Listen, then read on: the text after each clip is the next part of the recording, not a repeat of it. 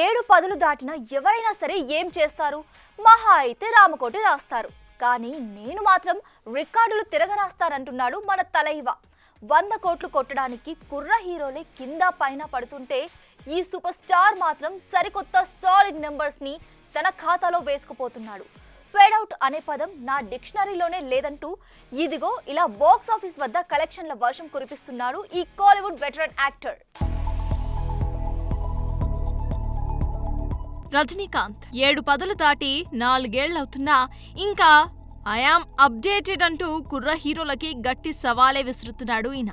రజనీకి ముందు తరువాత ఎందరో, కానీ ఎవ్వరూ రజనీ స్టైల్ ని మాత్రం బీట్ చేయలేకపోయారు. స్టైల్ గా బాబ్ గా సెటిల్ అయిపోయిన రజనీ సిల్వర్ స్క్రీన్ పై అలా స్లో మోషన్ లో నడిస్తే చాలు బాక్స్ ఆఫీస్ గల్లా పెట్టెలు కాసులతో గలగలలాడుతాయి. దీన్ని బట్టే అర్థం చేసుకోవచ్చు తనదైన మేనరిజంతో ఎంత మెస్మరైజ్ చేస్తాడో. అంతటి క్రేజ్ ఉన్న రజనీ ఆ మధ్య కాస్త డౌన్ అయినా జైలర్ టోటల్ రన్ తో ఏకంగా 600 కోట్లకు పైగా కొల్లగొట్టి ఐఆమ్ వన్ అండ్ ఓన్లీ అంటూ సెన్సేషనల్ కంబ్యాక్ ఇవ్వటం ఈజీగా మర్చిపోలేం. ఇక తాజాగా వచ్చిన కూలీ వైపు లుక్కేస్తే ఇదేం సినిమారా బాబు అని అన్నారు. క్లైమాక్స్ ఇలా ఉందేంటి అని పెదవి విరిచారు. ఇంత స్టార్ క్యాస్ట్ అవసరమా అని ట్రోల్ కూడా చేశారు.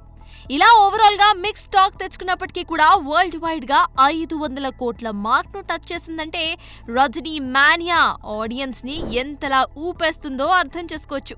అయితే అందుకోవాల్సిన టార్గెట్ పెద్దదిగా ఉండటంతో ఆ మార్క్ ని అందుకోవటం కష్టమే అయినా ఓవరాల్ గా మంచి జోరునే చూపించాడని చెప్పాలి. ఇక దీంతోనే ముచ్చటగా మూడోసారి 500 కోట్ల క్లబ్ లోకి అడుగుపెట్టాడు రజనీ. గతంలో ఈ క్లబ్ లో 2.0 జైలర్ ఉండగా ఇప్పుడు వీటి సరసనే కూలీ చేరిందన్నమాట. ఇలా 500 కోట్ల క్లబ్ లో 3 సినిమాలు ఉన్న ఏకైక తమిళ హీరోగా నిలవటం ఒక విశేషమైతే గత 3 సినిమాల కలెక్షన్స్ కలిపి అక్షరాల 1335 కోట్లకు పైగా గ్రాస్ మార్క్ ని దాటేయటం మరో విశేషం. For more videos like this, subscribe Big TV channel.